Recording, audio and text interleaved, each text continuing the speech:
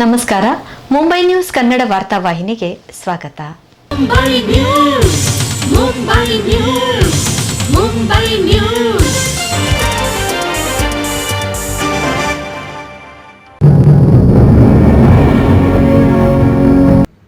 ಕರ್ನಾಟಕ ರಾಜ್ಯ ಪ್ರಶಸ್ತಿ ಪುರಸ್ಕೃತ ಸಂಸ್ಥೆಯಾದ ಮೊಗವೀರ ವ್ಯವಸ್ಥಾಪಕ ಮಂಡಳಿ ಮುಂಬೈ ಇದರ 125ನೇ ಸಂಸ್ಥಾಪನಾ ದಿನಾಚರಣೆ ಹಾಗೂ 125ನೇ ವಾರ್ಷಿಕೋತ್ಸವದ ಉದ್ಘಾಟನಾ ಸಮಾರಂಭವು ದಿನಾಂಕ 9/8/2026 ಆದಿತ್ಯವಾರದಂದು ಮುಂಬಯಿಯ ಅಂಧೇರಿ ಪಶ್ಚಿಮದಲ್ಲಿರುವ ಎಂವಿಎಂ ಶೈಕ್ಷಣಿಕ ಸಂಕೀರ್ಣದ ಮೊಗವೀರ ಭವನದಲ್ಲಿ ಅತ್ಯಂತ ವಿಜೃಂಭಣೆಯಿಂದ ಅರ್ಥಪೂರ್ಣವಾಗಿ ಜರುಗಿತು.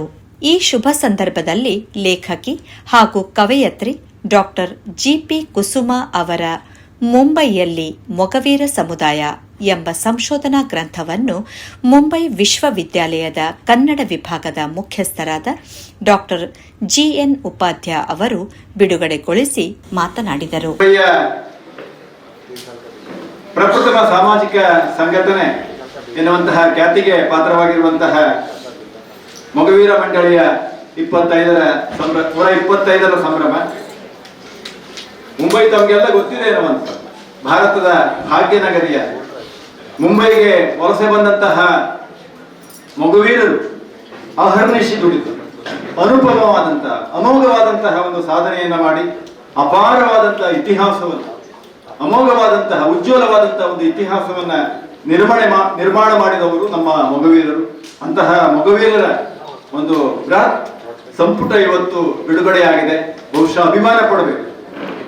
ಮುಂಬೈಯ ಯಾವ ಸಂಘಟನೆಯ ಕುರಿತು ಇಂತಹ ಒಂದು ಕೃತಿ ಬಂದಿದೆ. ಮುಂಬೈ ವಿಶ್ವವಿದ್ಯಾಲಯದಲ್ಲಿ ಮೊಗವೀರರ ಸಾಧನೆ ಮೊದಲಾಗಿ ಸಾಧನೆ ದಾಖಲಾಗಿದೆ ಮುಂಬೈಗೆ ಕರ್ನಾಟಕ ಮೂಲದಿಂದ ಅನೇಕ ಸಮುದಾಯಗಳು ನನಗೆ ಗೊತ್ತಿದೆ ಅನ್ನುವಂಥ ಬಂಟರಾಗಿರಬಹುದು, ಬಿಲ್ಲವರಾಗಿರಬಹುದು, ಮೊಗವೀರರಾಗಿರಬಹುದು, ದೇವಾಡಿಗರಾಗಿರಬಹುದು, ಅನೇಕ ಸಮುದಾಯಗಳು ವಲಸೆ ಬಂದಿವೆ. ಆದರೆ ಅವರ ಇತಿಹಾಸ ಸಾಧನೆ ಮುಂಬೈ ವಿಶ್ವವಿದ್ಯಾಲಯದಲ್ಲಿ ದಾಖಲಾಗಿದೆ. ಇದೇ ಮೊದಲ ಬಾರಿಗೆ ಮೊಗವೀರರ ಸಾಧನೆಯನ್ನ ಕುಸುಮಾ ಅವರು ದಾಖಲು ಮಾಡಿ ಮುಂಬೈ ವಿಶ್ವವಿದ್ಯಾಲಯದಿಂದ PhD ಪದವಿಯನ್ನ ಪಡೆದಂತ ಮೊದಲ ಮಹಿಳೆ ಅಂತ ಹೇಳಲಿಕ್ಕೆ ಸಂತೋಷ. ಕಳೆದ ಅನೇಕ ವರ್ಷಗಳಿಂದ ಸಾಮಾನ್ಯವಾಗಿ ದನಗಳೆಲ್ಲ ಕರು ಹಾಕಿದ್ರು ಸಣ್ಣದು ಹಾಕ್ತದೆ ಅನ್ನೋದು. ಇದೊಂದು ಗಜಗರ್ಭ ಆನೆ ಮರಿ ಹಾಕಿದ್ರೆ ಸಣ್ಣ ಮರಿ ಹಾಕ್ತದೆ. ಎಂತಹ 430 ಪುಟಗಳ ಒಂದು ಮಹತ್ವದ ಐತಿಹಾಸಿಕ ಮಹತ್ವದ ಕೃತಿಯನ್ನ ಕೊಡುವುದರ ಮುಖಾಂತರವಾಗಿ ಕಳೆದ 300 ವರ್ಷಗಳಲ್ಲಿ ಮೊಗವೀರರು ಎಂತಹ ಅಮೋಘವಾದಂತಹ ಸಾಧನೆಯನ್ನ ಮಾಡಿದ್ದಾರೆ ಅನ್ನೋದನ್ನ ನಾಡಿಗೆ ಜಗತ್ತಿಗೆ ತಿಳಿಯಪಡಿಸಿದ್ದಾರೆ. ಇದು ಅಭಿಮಾನ ಪಡುವಂತಹ ಒಂದು ಸಂಗತಿ. ಮೊಗವೀರ ಪತ್ರಿಕೆ ಇರಬಹುದು, ಮೊಗವೀರ ವ್ಯವಸ್ಥಾಪಕ ಮಂಡಳಿ ಇರಬಹುದು, ಯಾವುದನ್ನೇ ನೋಡಬೇಕಿದ್ರೆ ಮೊಗವೀರ ಗ್ರಾಮ ಸಭಾ ಇರಬಹುದು, ಇದು ಬಹಳ ದೊಡ್ಡ ಒಂದು ಸಾಧನೆ. ಹಾಗಾಗಿ ಇಂತಹ ಒಂದು ಮಹತ್ವದ ಒಂದು ಸಮುದಾಯದ ಕಥನ ಇವತ್ತು ದಾಖಲಾಗಿರುವಂತದ್ದು, ಅಸ್ಮಿತೆ ದಾಖಲಾಗಿರುವಂತಹದ್ದು ಅಭಿಮಾನ ಪಡುವಂತಹ ಸಂಗತಿ. ಸಾಮಾಜಿಕ, ಆರ್ಥಿಕ, ಧಾರ್ಮಿಕ ವಿವಿಧ ಕ್ಷೇತ್ರಗಳಲ್ಲಿ ಮೊಗವೀರರು ಮಾಡಿರುವಂತಹ ಸಾಧನೆ ಇದೆಯಲ್ಲ, ಇದು ಮುಂದಿನ ತಲೆಮಾರಿಗೆ ಒಂದು ಪ್ರೇರಣೆ ಅಂತ ನಾನಾದರೂ ಭಾವಿಸಿಕೊಂಡಿದ್ದೀನಿ. ಬರೀ ಹೊಟ್ಟೆ ತುಂಬಿಸಿಕೊಳ್ಳಲು ಮಾತ್ರ ತಮ್ಮನ್ನ ಅರ್ಪಿಸಿಕೊಂಡವರಲ್ಲ ಎನ್ನುವ. ಅನ್ನ ಸಿಕ್ಕಿತು ಅನ್ನವೇ ದೇವರು ಅಂತ ಸುಮ್ಮನಾದವರಲ್ಲ. ಸಂಸ್ಥೆಗಳನ್ನು ಕಟ್ಟಿದ್ರು, ಶಾಲೆಗಳನ್ನು ಕಟ್ಟಿದ್ರು, ಶಿಕ್ಷಣಕ್ಕೆ ಆದ್ಯತೆಯನ್ನ ನೀಡಿದ್ರು ಎನ್ನುವಂತ. ನೋಡಿ, ನಾರಾಯಣ ಗುರುಗಳಿಗಿಂತ ಹಿಂದೆ ಈ ನಮ್ಮ ಹಿರಿಯರು ಬಹಳ ದೊಡ್ಡ ಒಂದು ಶಿಕ್ಷಣಕ್ಕೆ ಎಂತಹ ಒಂದು ಮಹತ್ವ ಇದೆ ಅನ್ನೋದನ್ನ ತಿಳಿಸಿಕೊಟ್ಟಂತಹ ಬರೇ ಮೊಗವೀರರ ಸಮುದಾಯದ ಸಾಧನೆ ಅಲ್ಲ, ಸಮಗ್ರ ಮುಂಬಯಿಯ ಬೆಳವಣಿಗೆಗೆ ಹೆಗಲುಗೊಂಡಂತಹ ಹಿರಿಯರು ಮೊಗವೀರರು. ಹಾಗಾಗಿ ಇಂತಹ ಒಂದು ಮಹತ್ವದ ಸಂಗತಿಯನ್ನು ಅಶೋಕ್ ಸುವರ್ಣ ಅವರು ಆವಾಗಲೇ ಹೇಳಿದ್ರು.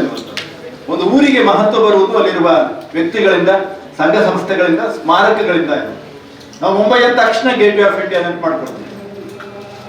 ಗೇಟ್ ವೇ ಆಫ್ ಇಂಡಿಯಾಗಿಂತ ಹಿಂದಿನ ಸಂಸ್ಥೆ ಮೊಗವೀರ ಸಂಸ್ಥೆ. ಯೋಚನೆ ಮಾಡಿಕೊಳ್ಳಿ.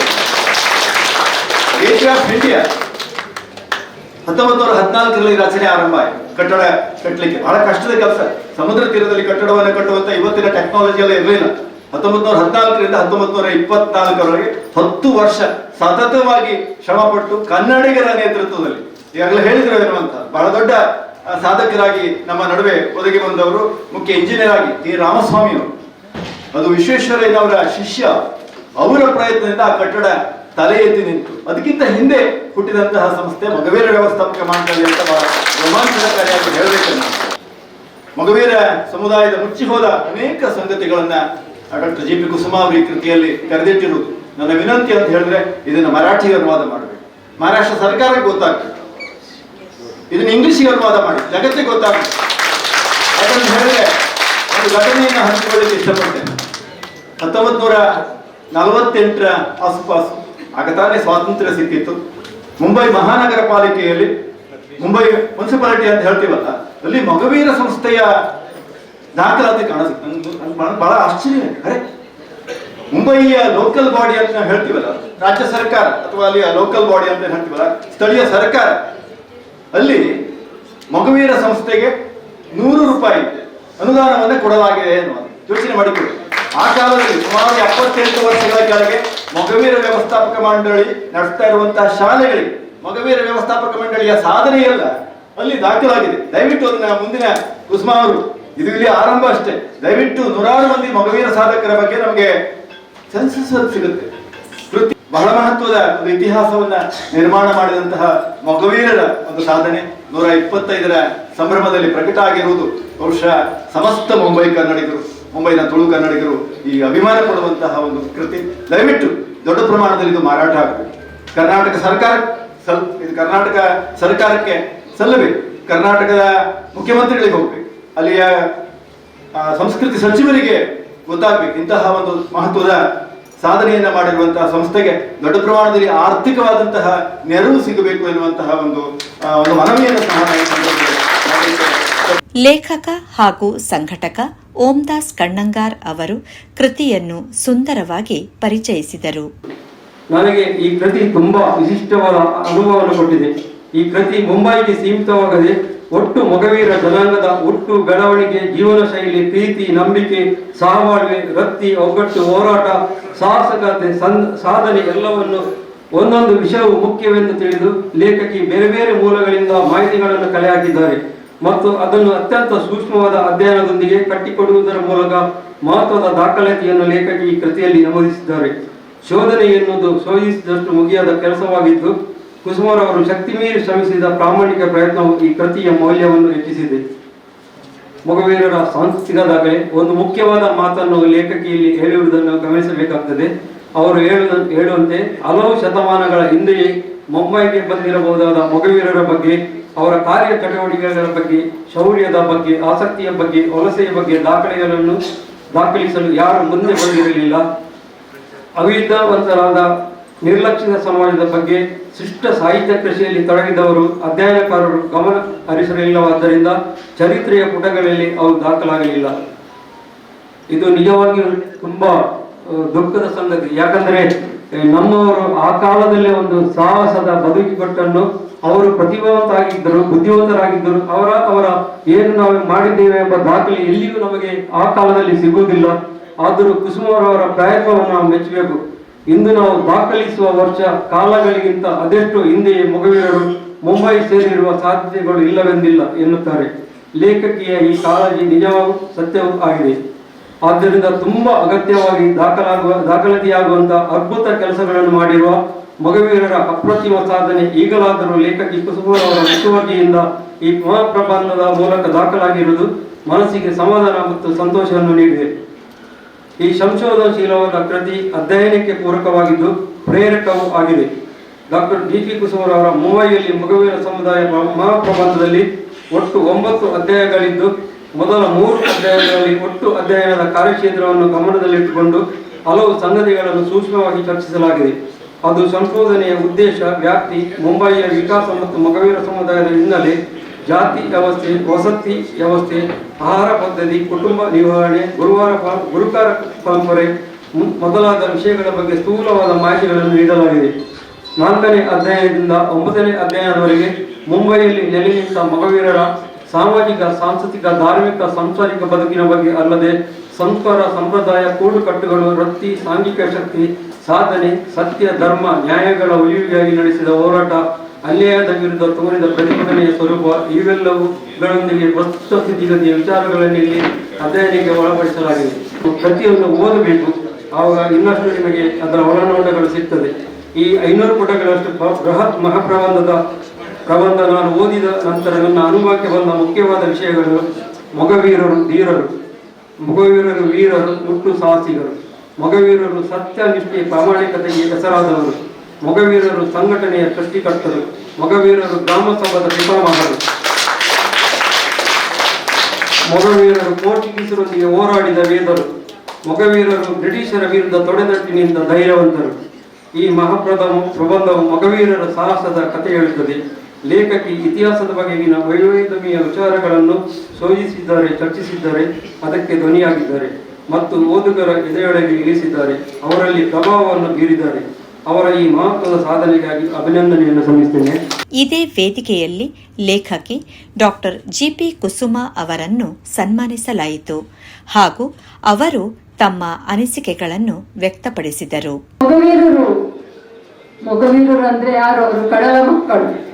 ಕರ್ನಾಟಕದ ಕರಾವಳಿ ಪ್ರದೇಶಗಳಾದ ಉಡುಪಿ, ದಕ್ಷಿಣ ಕನ್ನಡ ಜಿಲ್ಲೆ ಹಾಗೂ ಉತ್ತರ ಕನ್ನಡ ಜಿಲ್ಲೆಗಳಲ್ಲಿ ಪ್ರಮುಖವಾಗಿ ವಾಸಿಸುವಂತ ಇವರು ಶ್ರಮಜೀವಿಗಳು. ಶ್ರಮಜೀವಿ ಇದೀಗಾಗಲೇ ಡಾಕ್ಟರ್ GN ಉಪಾಧ್ಯಾಯ ಸರ್ ಈ ಬಗ್ಗೆ ಹೇಳಿದ್ರು. ಅವರು ಶ್ರಮ ಸಂಸ್ಕೃತಿಯಿಂದ ಬಂದವರು, ಸಮೂಹ ಸಂಸ್ಕೃತಿಗೆ ಹೆಚ್ಚು ಒತ್ತನ್ನ ನೀಡುವವರು. ಸಂಘಟನೆ ಅಂದ್ರೆ ಅವರಿಗೆ ಅವರ ರಕ್ತದಲ್ಲಿಯೇ ಬಂದಿರತಕ್ಕಂತ ಒಂದು ಗುಣ. ನಾವು ರಂಪಣಿ ಅನ್ನೋದನ್ನು ತಾವೆಲ್ಲರೂ ಕೇಳಿರ್ಬೋದು. ರಂಪಣಿ ಒಬ್ಬೊಬ್ಬರಿಂದ ಆಗುವಂತಹ ಕೆಲಸ ಕಸುಬು ಅಲ್ಲವೇ ಅಲ್ಲ, ಅದಕ್ಕೆ 100 ಜನರು ಬೇಕು. ಈ ಸಂಘಟನೆ ಅವರಿಗೆ ಬದುಕನ್ನ ಕಲಿಸಿದೆ. ಅವರ ಬದುಕು ಇರುವುದೇ ಸಂಘಟನೆಯ ತಳಹದಿಯ ಮೇಲೆ. ಸಾಂಪ್ರದಾಯಿಕವಾಗಿ ಅವರು ಮೀನುಗಾರಿಕೆಯನ್ನ ಮುಖ್ಯ ವೃತ್ತಿಯನ್ನಾಗಿ ಮಾಡಿಕೊಂಡಿದ್ರು ಕೂಡ ಒಬ್ಬರನ್ನು ಬಿಟ್ಟು ಇನ್ನೊಬ್ಬರು ಅವರು ಇರುವುದಿಲ್ಲ. ಕಡಲಿಗೆ ಹೋದಾಗ ಪ್ರಾಣ ಭಯ, ಒಬ್ಬ ಜೀವ ಭಯದಿಂದ ಅಲ್ಲಿ ನೀರಲ್ಲಿ ಮುಳುಗ್ತಾ ಇದ್ದಾನೆ ಅಂತ ಹೇಳಿದ್ರೆ ಯಾವುದೇ ರೀತಿಯ ವೈರತ್ವ ಇದ್ರೂ ಕೂಡ ಅದನ್ನು ಮರೆತು ಅವರು ಒಬ್ಬರನ್ನ ಬದುಕಿಸಲಿಕ್ಕೆ ನೀರಿಗೆ ಧುಮುಕುವವರು. ಅಂತಹ ಮೊಗವೀರರು ಯಾವತ್ತೂ ಬದುಕಿನಲ್ಲಿ ಸೋಲನ್ನ ಕಂಡವರಲ್ಲ. ಅವರಿಗೆ ಉಣ್ಲಿಕ್ಕೆ ತಿನ್ನಲಿಕ್ಕೆ ಇರದಿದ್ರೂ ಕೂಡ ಬದುಕಿನಲ್ಲಿ ಅವರು ಸ್ವಾವಲಂಬಿಗಳು, ದುಡಿದು ತಿನ್ನುವವರು, ಇನ್ನೊಬ್ಬರದ್ದನ್ನು ಕಸಿದು ಎಂದು ತಿಂದವರಲ್ಲ. ಮುಂಬೈಯಲ್ಲಿ ಮೊಗವೀರ ಸಮುದಾಯ ಈ ಕೃತಿ ಏನಿದೆ, ಇದೊಂದು ಸಾಧಾರಣ ಅಂದ್ರೆ ಪುಸ್ತಕ ಅನ್ನುವುದಕ್ಕಿಂತಲೂ ಮುಂಬೈ ಮಹಾನಗರಕ್ಕೆ ಬಂದು ಹೆಜ್ಜೆಯೂರಿದ ಮೊಗವೀರ ಸಮುದಾಯದ ಶ್ರಮ, ಸಾಂಸ್ಕೃತಿಕ ಬೇರುಗಳು, ಶೈಕ್ಷಣಿಕ ಪ್ರಗತಿ ಮತ್ತು ಅವರು ಕಟ್ಟಿದ ಸಂಸ್ಥೆಗಳ ಐತಿಹಾಸಿಕ ಹೆಜ್ಜೆ ಗುರುತುಗಳ ದಾಖಲೀಕರಣ ಅಂತ ನಾವು ಹೇಳಿದ್ರೆ ಸ್ವಲ್ಪ ಅದರಲ್ಲಿ ಸ್ಪಷ್ಟ ಆಗ್ಬೋದು. ಈ ಸಮುದಾಯದ ತ್ಯಾಗ ಏನಿದೆ, ಸಾಧನೆಗಳೇನಿದೆ, ಅದನ್ನ ಮುಂದಿನ ಪೀಳಿಗೆಗೆ ತಲುಪಿಸುವಂತಹ ಒಂದು ಸಣ್ಣ ಒಂದು ಪುಟ್ಟ ಪ್ರಯತ್ನವನ್ನಷ್ಟೇ ನಾನು ಮಾಡಿದ್ದೇನೆ. ಈ ಬೃಹತ್ ಸಂಶೋಧನಾ ಕೃತಿಯನ್ನು ಪ್ರಕಟಿಸಿ ಮುಂಬೈ ಕನ್ನಡಿಗರ ಚರಿತ್ರೆಗೆ ಕೊಡುಗೆಯಾಗಿ ನೀಡ್ತಾ ಇರುವಂತಹ ಮೊಗವೀರ ವ್ಯವಸ್ಥಾಪಕ ಮಂಡಳಿಯ ಅಧ್ಯಕ್ಷರು ಹಾಗೂ ಸರ್ವ ಪದಾಧಿಕಾರಿಗಳಿಗೆ ನನ್ನ ಹೃತ್ಪೂರ್ವಕ ಧನ್ಯವಾದಗಳು. ನನ್ನ ಸಾಹಿತ್ಯಿಕ ಹಾಗೂ ಸಂಶೋಧನಾ ಪಯಣದಲ್ಲಿ ಸದಾ ಮಾರ್ಗದರ್ಶನ ನೀಡುತ್ತಾ ಬಂದಿರುವ ಡಾಕ್ಟರ್ GN ಉಪಾಧ್ಯಾಯ ಸರ್ ಅವರಿಗೆ ಹಾಗೂ ಕೃತಿಯನ್ನು ವಾಚಿಸಿ ಪರಿಚಯಿಸಿದ ಶ್ರೀ ಓಂದಾಸ್ ಕಣ್ಣಂಗಾರ್ ಅವರಿಗೆ ಮಗದೊಮ್ಮೆ ನಾನು ಸದಾ ಚಿರಋಣಿ ಅಂತ ಹೇಳಲಿಕ್ಕೆ ಬಯಸ್ತೇನೆ. ಅಧ್ಯಯನದ ಸಂದರ್ಭದಲ್ಲಿ ನನಗೆ ಸಹಕರಿಸಿದ ಮೊಗವೀರ ಬಂಧುಗಳು, ಅಪಾರ ಬಂಧುಗಳು ಈ ಅಧ್ಯಯನ ಕಾಲದಲ್ಲಿ ಸಹಕರಿಸಿದ್ದಾರೆ. ನಾನು ಅನೇಕರಿಗೆ ಅದೆಷ್ಟೋ ತೊಂದರೆಗಳನ್ನು ಕೂಡ ಕೊಟ್ಟಿದ್ದೇನೆ. ಎಲ್ಲವನ್ನು ಸಹಿಸಿ ನನಗೆಲ್ಲರೂ ಸಹಕರಿಸಿದ್ದಾರೆ. ಈ ಎಲ್ಲ ಬಂಧುಗಳಿಗೆ ಹಾಗೂ ಮೊಗವೀರೇತರ ಬಂಧುಗಳೆಲ್ಲರಿಗೂ ಹೃದಯಪೂರ್ವಕ ನಮನಗಳನ್ನ ಈ ಸಂದರ್ಭದಲ್ಲಿ ನಾನು ಸಲ್ಲಿಸ್ತೇನೆ. ಕರಡು ಪ್ರತಿ ತಿದ್ದುವಲ್ಲಿ ಸಹಕರಿಸಿದ ಸಾದಯ ಹಾಗೂ ಗೋಪಾಲ ತ್ರಾಸಿ ಇವರುಗಳನ್ನು ಕೂಡ ಈ ಕ್ಷಣದಲ್ಲಿ ನೆನಪಿಸ್ತಾ ಇದ್ದೇನೆ. ಗೋಪಾಲ್ ತ್ರಾಸಿ ಅವರು ಇಂದು ಬಂದಿದ್ದಾರೆ ಇಲ್ಲಿಗೆ, ಸಂತೋಷದ ವಿಷಯ. ಬೃಹತ್ ಮುಂಬೈಯಲ್ಲಿ ಕನ್ನಡ ಮತ್ತು ಕರಾವಳಿಯ ಸಂಸ್ಕೃತಿಯನ್ನು ಜೀವಂತವಾಗಿಟ್ಟಿರುವ ಪ್ರತಿಯೊಬ್ಬ ಮಗುವಿನ ಬಂಧುವು ಈ ಕೃತಿಯನ್ನು ಓದುವಂತಾಗಲಿ, ಓದುವ ಮೂಲಕ ಅವರು ತಾವು ಪ್ರೋತ್ಸಾಹಿಸುವಿರಿ ಎನ್ನುವ ಭರವಸೆಯನ್ನ ಹೊಂದಿಕೊಂಡು ನನ್ನ ಮಾತುಗಳನ್ನ ಇಲ್ಲಿಗೆ ಮುಗಿಸ್ತೇನೆ. ಸಮಾರಂಭದಲ್ಲಿ ಬೈಕಂಪಾಡಿ ವಾಮನ್ ಆರ್ ಕೊಟ್ಯಾನ್ ಸ್ಮರಣಾರ್ಥ ಪ್ರತಿಭಾ ಪುರಸ್ಕಾರ ನೆರವೇರಿತು. ಮೊಗವೀರ ವ್ಯವಸ್ಥಾಪಕ ಮಂಡಳಿಯ ಅಧ್ಯಕ್ಷರಾದ ಗಣೇಶ್ ಕೆ ಕಾಂಚನ್ ಅವರು ಅಧ್ಯಕ್ಷೀಯ ಭಾಷಣ ಮಾಡಿದರು. ಉಪಾಧ್ಯಾಯ ಸರ್ ಪಂಡ್ಯರು ಈ ಗೇಟ್ ಆಫ್ ಇಂಡಿಯಾ 1914 ಎಸ್ಟಾಬ್ಲಿಷ್ ಆಗ್ತೀನಿ. ನಮ್ಮ ಮಂಡಳಿ 1902 ಎಸ್ಟಾಬ್ಲಿಷ್ ಆಗ್ತದೆ. It is great. ಎಲ್ಲ ಗೊತ್ತಿರ್ತೀವಿ ಇಂಚ ಸಾಹಿತ್ಯ ಮತ್ತದ ಪನ್ಯತೆ ನಮಗೆ ಗೊತ್ತಾಗ್ತೀನಿ.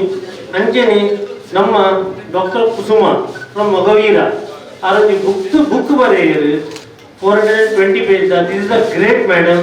ನಾನು ಆ ಪನ್ಲೆಕ್ಕನೆ ಉಪಾಧ್ಯಾಯ ಸರ್ ಪನ್ಲೆಕ್ಕನೆ ಒಂದು ಮರಾಠಿ ಇಡ್ಲ ఒక ಇಂಗ್ಲಿಷ್ ಇಡ್ಲ ಅನುವಾದ ಮತ್ತು ಮಲ್ಕಲಿ ದೇಪನ್ನಾಗ ಇತದ ಯೂತ್ ನಗಲಿಗೆ ಕನ್ನಡ ಬರ್ಪುಜಿ ಅಗಲಿಗೆ ಒಂದು ನಮ್ಮ ಮೊಗವೀರದ ಎದುರ್ದ ಇರೋಡಿ 300 ವರ್ಷ ಏನು ಆಗ್ತಾನೆ ಅವು ಇಷ್ಟ ಅಶೋಕ್ ಸುವರ್ಣ ಸರ್ ಪಂಡ್ಯರು, ವೇದಪ್ರಕಾಶ್ ಸರ್, ಸುರೇಶ್ ಕಾಂಚನ್ ಸರ್ ನಮ್ಮ ಸ್ಪೀಕರ್ ನಗಲನಿ ಕೇಳು ಒಂದು ಇಸ್ ಅ ಗ್ರೇಟ್ ಥಿಂಗ್. ಪನ್ನೀರ್ ಬುಕ್ಸ್ ಬರೆಯೋದು ಆ ಬುಕ್ಸ್ ನನ್ನಲ್ಲ 500 ಅಂತ 1000 ಉಂಡವನಲ್ಲಗ ಯೂತ್ ನಗಲಿ ಗೊತ್ತಾವಕ್ಕೆ ಮೊಗವೀರ ಯಾಪ ಎಸ್ಟಾಬ್ಲಿಷ್ ಆಗ್ತೀನಿ ಏನ ಮಲ್ದಿರಂದು ಐಕಾದ್ರ ಒಂದು ಮರಾಠಿ ಮಗ ಇಂಗ್ಲಿಷ್ ಅಡಿ ಮಲ್ಕೊಂಡು ಬಂದು ಕೇಳೋದಿಲ್ಲ.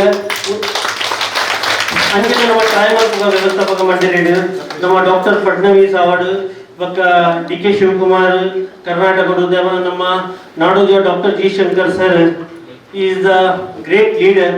ಅದನ್ನ ಗುರ್ಕೊಂಡು ಅರಿಗ್ಲ ಪಂಡದ ನಮ್ಮ ಕರ್ನಾಟಕದ ಚೀಫ್ ಮಿನಿಸ್ಟರ್ ಮುಟ್ಟಾಗ ನಮ್ಮ ಮೊಗವೀರ ಸಮಾಜದ ಬುಕ್ಕುನು ನಮ್ಮ Karnataka award, Maharashtra award, all India level Modi ಮುಟ್ಟಾಗ ಭರವಸೆ ಬರುತ್ತೆ.